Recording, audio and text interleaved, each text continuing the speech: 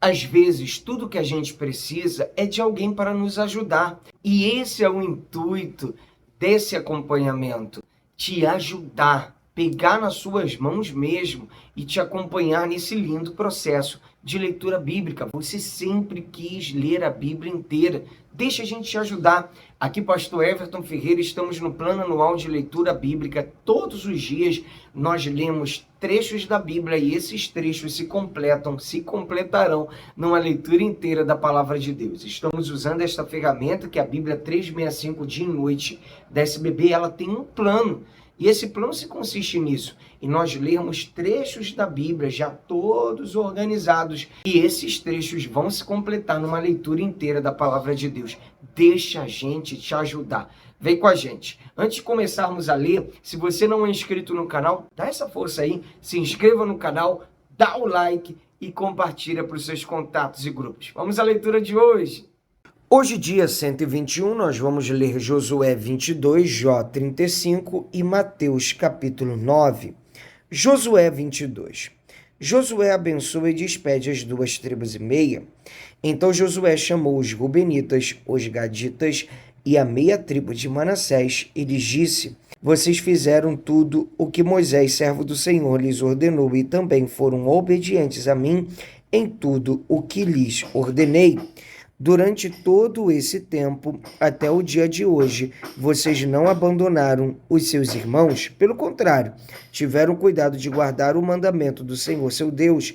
Agora, o Senhor, seu Deus, já concedeu repouso aos irmãos de vocês, como lhes havia prometido. Voltem, pois, agora e vão para as suas tendas, a terra que lhes pertence, que Moisés, servo do Senhor, deu a vocês do outro lado do Jordão. Mas tenham o maior cuidado em guardar o mandamento e a lei de Moisés, servo do Senhor. Lhes ordenou que vocês amem o Senhor seu Deus, andem em todos os seus caminhos, guardem os seus mandamentos, sejam fiéis a ele e o sirvam de todo o coração e de toda a alma. Assim Josué os abençoou e os despediu, e eles foram para as suas tendas. Ora, Moisés tinha dado herança em Bazã à meia tribo de Manassés, porém, a outra metade da tribo Josué deu herança entre os seus irmãos, deste lado do Jordão para o oeste. E Josué, ao despedi-los para as suas tendas, os abençoou e lhes disse: voltem para as suas tendas com grandes riquezas, com muito gado, prata, ouro, bronze, ferro e muitas roupas. Repartam com os seus irmãos o despojo que tomaram dos inimigos. Assim os filhos de Ruben, os filhos de Gade e a meia tribo de Manassés voltaram e se retiraram dos filhos de Israel em Siló, que está na terra de Canaã, para irem à terra de Gileade, a terra da sua propriedade, de que foram feitos possuidores, segundo o mandado do Senhor por meio de Moisés. O altar junto ao Jordão. Quando chegaram à região próxima ao Jordão, na terra de Canaã, os filhos de Ruben, os filhos de Gade e a meia tribo de Manassés edificaram um altar junto ao Jordão, altar grande e vistoso. Os filhos de Israel ouviram dizer: eis que os filhos de Ruben, os filhos de Gade e a meia tribo de Manassés edificaram um altar diante da terra de Canaã, perto do Jordão, do lado dos filhos de Israel.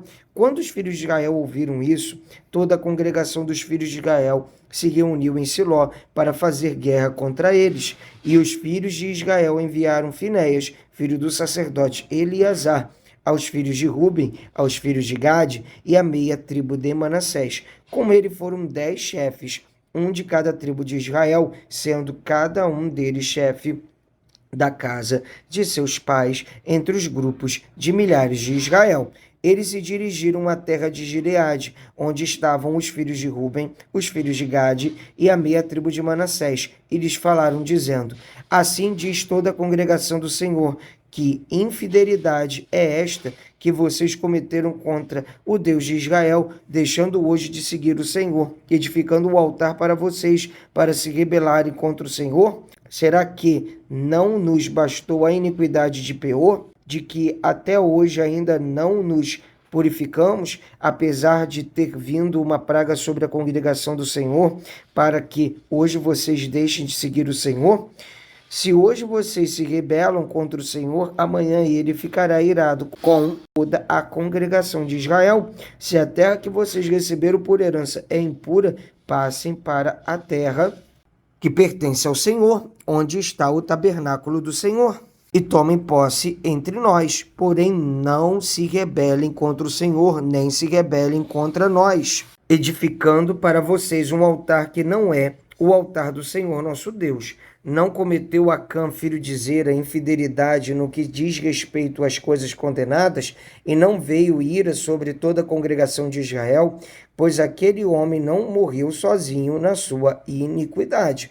Então os filhos de Ruben, os filhos de Gade e a meia tribo de Manassés responderam aos cabeças dos grupos de milhares de Israel: o poderoso Deus, o Senhor, o poderoso Deus, o Senhor, ele sabe, e Israel mesmo o saberá, se foi em rebeldia ou por infidelidade contra o Senhor que fizemos isso. Não nos poupem a vida no dia de hoje. Se edificamos um altar para deixarmos de seguir o Senhor, ou para sobre ele oferecermos holocaustos e ofertas de cereais, ou sobre ele fazermos oferta pacífica, que o Senhor mesmo nos responsabilize por isso. Pelo contrário, fizemos isso por causa da seguinte preocupação: amanhã talvez os filhos de vocês dirão aos nossos filhos: o que é que vocês têm a ver com o Senhor, o Deus de Israel? Porque o Senhor pôs o Jordão por limite entre nós e vocês, ó filhos de Rubens e filhos de Gade. Vocês não têm nada a ver com o Senhor, e sim, bem poderiam os filhos de vocês afastar os nossos filhos do temor do Senhor. Por isso dissemos: vamos edificar um altar não para holocausto, nem para sacrifício, mas para que entre nós e vocês e entre as nossas gerações depois de nós nos sirva de testemunho e possamos servir o Senhor na presença dele com os nossos holocaustos, os nossos sacrifícios e as nossas ofertas pacíficas. E também para que no futuro os filhos de vocês não digam aos nossos filhos: vocês não têm nada a ver com o Senhor. Por isso dissemos: se no futuro disserem algo assim a nós ou aos nossos descendentes, respondemos: vejam o modelo do altar do Senhor que os nossos pais fizeram, não para holocausto, nem para sacrifício, mas para testemunho entre nós e vocês. Longe de nós a intenção de nos rebelarmos contra o Senhor e deixarmos hoje de seguir o Senhor, edificando um altar para holocausto, oferta de cereais ou sacrifício, altar que não é o altar do Senhor nosso Deus, que está diante do seu tabernáculo. Quando o sacerdote Finéias, os chefes da congregação e os cabeças dos grupos de milhares de Israel que estavam com ele ouviram as palavras que disseram os filhos de Ruben, os filhos de Gade e os filhos de Manassés, deram-se por satisfeitos. E Finéias, filho do sacerdote Eleazar, disse aos filhos de Ruben, aos filhos de Gade e aos filhos de Manassés: hoje sabemos que o Senhor está no meio de nós, porque vocês não cometeram infidelidade contra o Senhor. Assim vocês livraram os filhos de Israel da mão do Senhor. Finéias, filho do sacerdote Eleazar, e os chefes, deixando os filhos de Ruben e os filhos de Gade, voltaram da terra de Gileade para a terra de Canaã, aos filhos de Israel, e lhes deram relatório de tudo. Com esta resposta, os filhos de Israel se deram por satisfeitos e bendizeram o Senhor, e não falaram mais de ir e fazer guerra contra eles para destruírem a terra em que habitavam os filhos de Ruben e os filhos de Gade. Os filhos de Ruben e os filhos de Gade chamaram o altar de testemunho, porque disseram: é um testemunho entre nós de que o Senhor é Deus. Vamos ler agora Jó capítulo 35. Terceira fala de Eliú.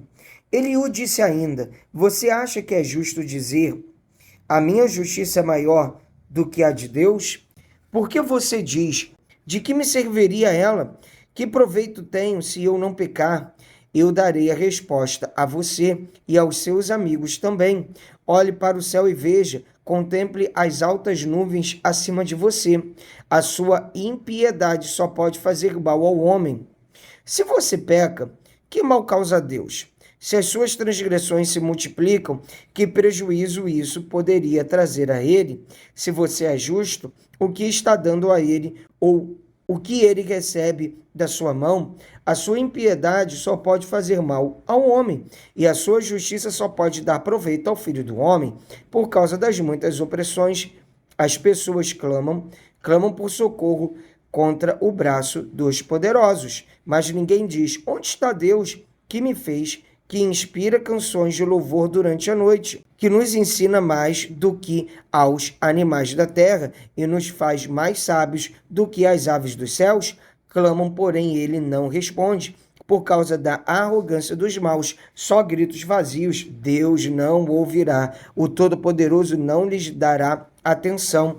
Você abre a boca com palavras vazias. Jó ainda que você diga que não o vê, a sua causa está diante dele. Por isso espere em Deus. Mas agora, porque Deus, na sua ira, não está punindo, nem fazendo muito caso das transgressões, você abre a sua boca com palavras vazias, amontoando frases sem sabedoria. Vamos ler agora Mateus capítulo 9. A cura de um paralítico em Cafarnaum. Entrando num barco, Jesus passou para o outro lado do mar e foi para a sua própria cidade. E eis que lhe trouxeram um paralítico deitado num leito. Jesus, vendo a fé que eles tinham, disse ao paralítico: coragem, filho, os seus pecados estão perdoados. Mas alguns escribas diziam entre si: ele está blasfemando. Jesus, porém, conhecendo os pensamentos deles, disse: por que vocês estão pensando mal em seu coração? Pois o que é mais fácil, dizer: os seus pecados estão perdoados, ou dizer: levante-se e ande? Mas isto é para que vocês saibam que o Filho do Homem tem autoridade sobre a terra para perdoar pecados. Então disse ao paralítico: levante-se, pegue o seu leito e vá para casa. E o homem se levantou e voltou para casa. Vendo isto, as multidões possuídas de temor deram glória a Deus, que tinha dado tal autoridade aos homens. O chamado de Mateus. Quando Jesus saiu dali, viu um homem chamado Mateus sentado na coletoria e lhe disse: siga-me. Ele se levantou e o seguiu. Estando Jesus à mesa na casa de Mateus, muitos publicanos e pecadores vieram e tomaram lugares com Jesus e os seus discípulos. Vendo isto, os fariseus perguntavam aos discípulos de Jesus: por que o mestre de vocês come com os publicanos e pecadores? Mas Jesus, ouvindo, disse: aos sãos não precisam de médico, e sim os doentes. Vão e aprendam o que significa: quero misericórdia e não sacrifício, pois não vim chamar justos, e sim pecadores. A questão do jejum. Vieram depois os discípulos de João e perguntaram a Jesus: por que nós e os fariseus jejuamos muitas vezes, mas os seus discípulos não jejuam? Jesus respondeu: como podem os convidados para o casamento estar tristes enquanto o noivo está com eles? No entanto, virão dias em que o noivo lhes será tirado, e então eles vão jejuar. Ninguém põe remendo de pano novo em roupa velha, porque o remendo tira um pedaço da roupa e o buraco fica ainda maior. Nem se põe vinho novo em odres velhos, porque se alguém fizer isso, os odres se rompem, o vinho se derrama e os odres se perdem. Mas põe-se vinho novo em odres novos, e ambos se conservam.